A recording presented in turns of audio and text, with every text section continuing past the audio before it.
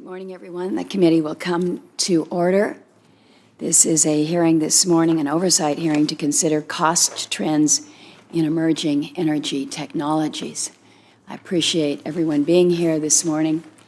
It's kind of quiet on this side of the dais. I think that if we had suggested that this was the overflow room for the Senate Intelligence Committee, we might have a bigger crowd out there. But I do recognize and appreciate that the conversation that you will have with us this morning is one that I think should generate a level of excitement, an opportunity, particularly for young people as they think about our energy future and how they can be participants in it. So I appreciate the fact that you are here this morning. This hearing is meant to provide us with a better understanding of what is happening in the energy marketplace, how federal energy policies may be affecting those changes, and what more we can do to keep energy affordable. A stronger grasp of what is happening will help us develop what to expect going forward and the best ways for the federal government to be involved as we continue our policy-making efforts. The big story in recent years has been sustained and historically low prices for electricity rates and consumers at the pump. And this has been driven by technological innovation in the oil and gas industry, which has dramatically expanded our nation's energy supply, and more recently by decreases in the cost of production. The cost of renewable energy has also decreased drastically.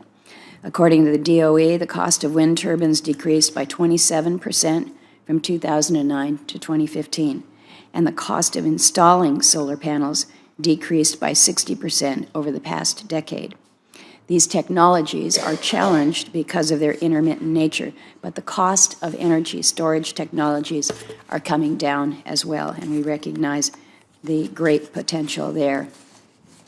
Although much work still needs to be done to commercialize the array of storage options that will be needed for our grid in the future, the decrease in lithium-ion batteries prices is a big first step.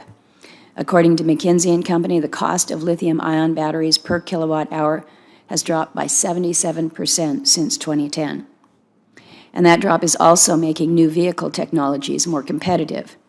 Hybrids and electric vehicles rely on high-capacity lithium-ion batteries to operate, and those batteries need to be less expensive for those vehicles to be directly cost-competitive with traditional combustion-powered vehicles. And this is occurring right now, even as traditional vehicles are increasing efficiency through the adoption of lightweight materials and advanced manufacturing techniques. Although less well known, the semiconductor industry might be the most impressive story to date when it comes to decreasing costs. Semiconductors are the base of all of our electronic technologies, and costs per transistor have continued to decrease at a rapid rate, including 3 orders of magnitude over the past decade alone. New devices can now be used in more extreme environments and are more energy efficient. And this has led to drastic decreases in LED prices for consumers, leading to further decreases in energy consumption and costs for consumers. The innovation taking place right now is good news for our energy future, particularly in my state of Alaska, where we pay far more for electricity than the average U.S. consumer. In some of our smaller, more remote communities, we see as much as $1 per kilowatt hour paid by our families. That's simply not sustainable. And we have dozens of communities that are not connected to the main grid, and that's not actually an accurate statement. You know, when you have 80% of your communities in the state that are not connected by a road, think about what that means then for any kind of an energy grid. When we talk microgrids in Alaska, they are micro grids. And so we recognize that more often than not, when we're looking at how we power our communities, we rely on diesel generation. That is equally not sustainable. So new and more affordable technologies offer tremendous promise for us. Today is also a good opportunity for us to consider whether federal policies are keeping up with the changes we are seeing in the energy industry.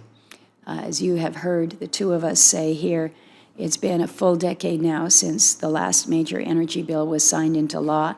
We are well overdue to update and modernize so many of our energy policies.